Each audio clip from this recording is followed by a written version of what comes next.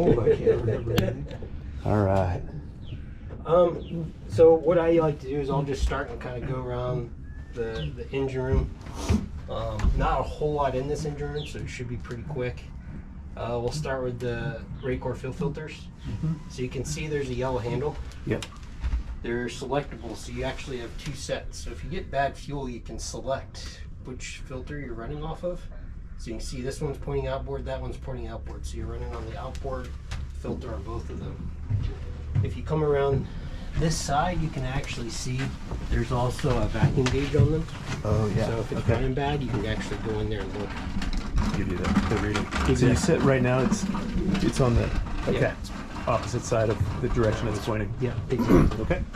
Yeah. So that little is the arrow. Oh, I got you. The point on the end. Yeah. Okay. You know, typically in this area, unless you go north, if you buy fuel where like the commercial boats are buying, you're never going to have an issue. If you buy fuel from a dock that hasn't seen anybody in a week, that's usually where you have the issue. So also quick visual inspection just to make sure you don't see any algae or anything like that. If you're going to store the boat, probably put in some additive over the winter. Okay. And that is so important to go to a dock that is used to pumping fuel like we do in Newport with your boat. Yes. Yeah. That's really about it on the fuel side of things. So obviously these are in between the fuel tank in the boat and the engine. Okay. The engine itself also has its own fuel filter. So you can see the one that's down on top. This is a fuel primer. Oh, okay. So that's the fuel. So that's actually the last line of defense. Gotcha. So in here we run 30 microns. So we're trying to catch the big stuff, and then the real fine particles get caught on the engine. Okay. So that's pretty much the fuel system. In the corner, let's see, let me get out of the way. Trade you. The one forward, there's two pumps back there. Uh-huh. The one forward, that's for the Outdrive to go up and down. Okay. The one behind it that we call a pancake pump, that's the steering for this engine. Okay. And that's got the three hydraulic hoses coming out? Correct. Gotcha. So both basically just take, I believe, ATF. And really all you're looking for there is just to make sure you don't see any oily substances in there. Gotcha. Basically, now that this is part of the Volvo Pinta system, if Northwest Power and Diesel is going to do most of the servicing, which it looks like it's likely, they're going to check out that system when they check everything else out. So let's hop to the engines. Very simply, I don't want to spend too much time on them, but those are the fuel filters there. That's the heat exchanger. You can actually see on this side, Oh, that's a lot of the electrical is right below the heat exchanger. You can see lights there. coming out, yeah. Yeah, you can actually see there's push to reset. I've never had to reset those, but just so you. On the engine itself. Yeah. Is that, you're talking about like the red buttons? Yeah, the in red there? buttons. Yeah. Step in there so I can see that. These are your oil filters, right? Correct. Yeah. So it's just, they're just breakers on. Correct. Okay. And then right down by your knee, you see that hose? Yep. So that's the seawater coming in, Okay. and then that's the fuel or the water pump right there. If you actually look, you can see right on the back side. Yep. That's where the impeller is? That's where the impeller is. So Watch 6 how to screws. change that. Exactly. And then probably we'll see what your marine is like, but a couple times a year, just look in this guy. The sea This is just- strainers. Yeah, just a clasp. They're keyed. They only go in one way. But the most important thing is just to make sure you get them sealed, because basically if you don't get them sealed, this is a really high powered water pump and it will sink in here pretty quickly. So don't ask how I know. It means always carry life jackets. Yes. And What is the service intervals for full service? Yeah, so Volvo's going to tell you every 240 hours, I believe. We recommend every 100 hours. And it's not the engine itself, it's just the Outdrive oil. We want to get that changed at least once a year, every 100 hours. And that's how you basically take care of this system, is just changing that oil. In particular, if you're going to troll on the engine a lot, that puts a little bit added stress on it because it's actually slipping the clutches. And then also when you use that joystick. I was gonna say. The more you use the joystick, the more wear and tear. So because it's a synthetic oil, every 100 hours, it actually has its own oil filter on the drive. So it's catching a lot of that particulate. So when you say that, you're not talking about the engine oil. This is it's a separate system for the Outdrive. Just the Outdrive itself. Okay. And that's why we've had no issues. Like this engine package got a major revision in 2019, and I literally don't know of a single person that's had a Volvo Penta Outdrive failure. Whereas 06, 08, every 800 to 1,000 hours, you're putting a new Outdrive on the boat. Wow. So I remember. yeah. These days we don't have those issues, and what they did to combat that is they put that oil filter in. The other thing we need to be very cognizant of, if Northwest Power and Diesel doesn't do the service, if you go to somewhere more remote, it's not just a typical Outdrive. First of all, you have to use the specific Outdrive oil for what's called a DPI drive. And the other part of it is it's very sensitive to the amount of Outdrive oil in the Outdrive. You can't just, that's good enough.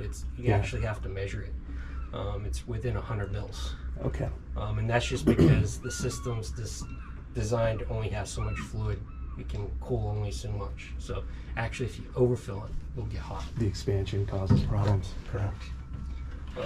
What else on the engines? You see on this one, there's a black box. That's actually where the air filter is. Oh, okay. So if shit hits the fan, the thing you need to be most aware of when you look in here and you see water is just to make sure it's water below that, you're going to be okay. Okay. Behind that is the PCV valve. Basically, it's just the crankcase ventilator, and then there's a filter in that system as well, the little round centrifugal cylinder. Yeah. Yep. Okay. What sort of filter is that? Basically, it's gonna filter the crankcase ventilation.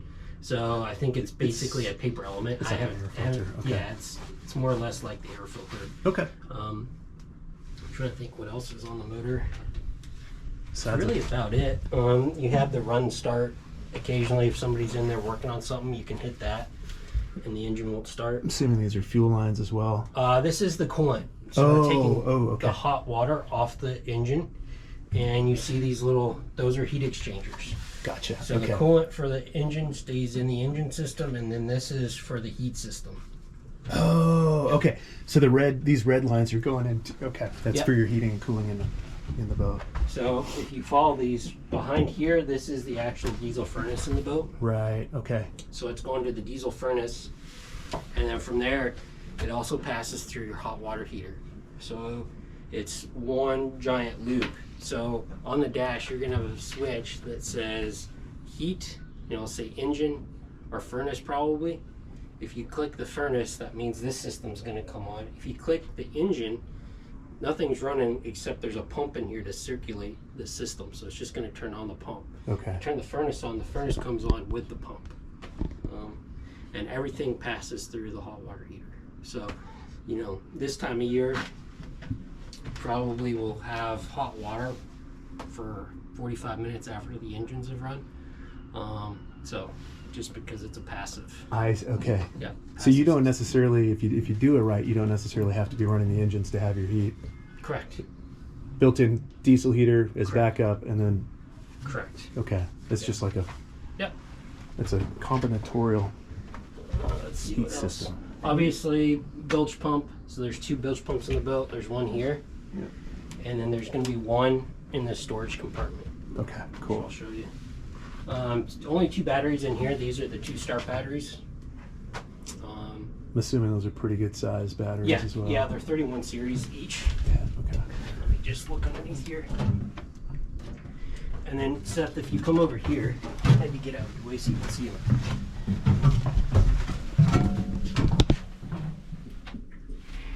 So on each battery, you have something that's labeled RBS and then ACR. Yeah.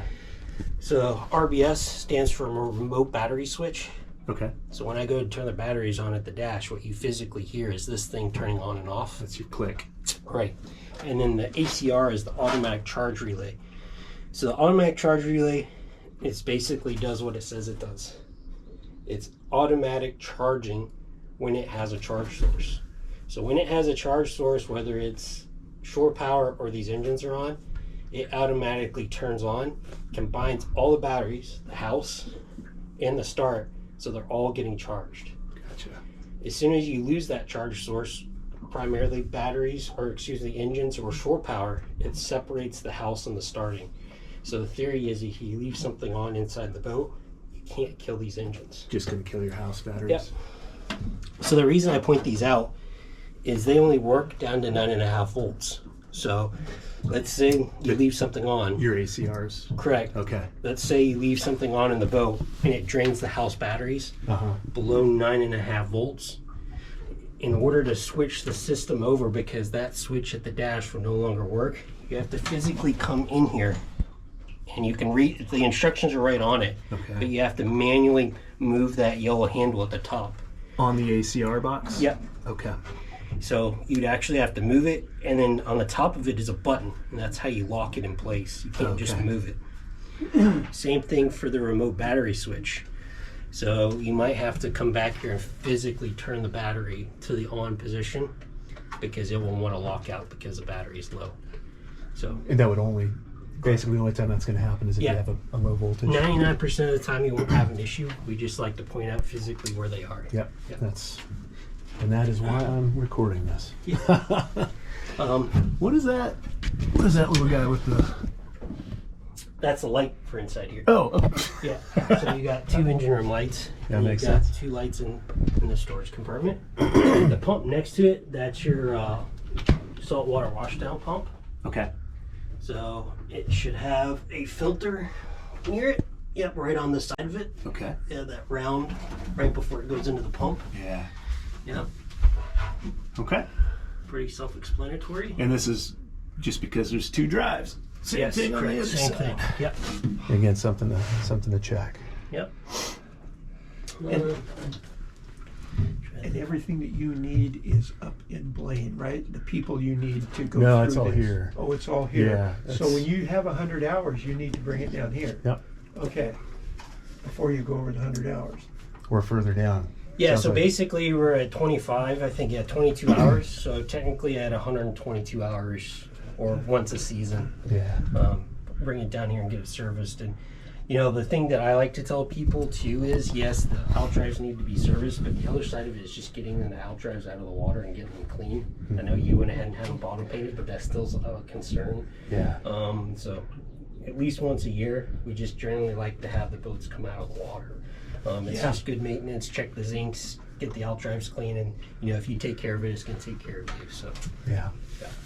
Cool. Lastly, you see that little additional piece of diamond plate right in front of the engine. Yeah. That is actually where the through-hole transducer is, just so you're aware of what that is. So. And is that what I'm looking at? Down below? Correct. Gotcha. Okay. I think that's it. Any questions about inside here? Oh, that's that wind you were talking about. No, that's good.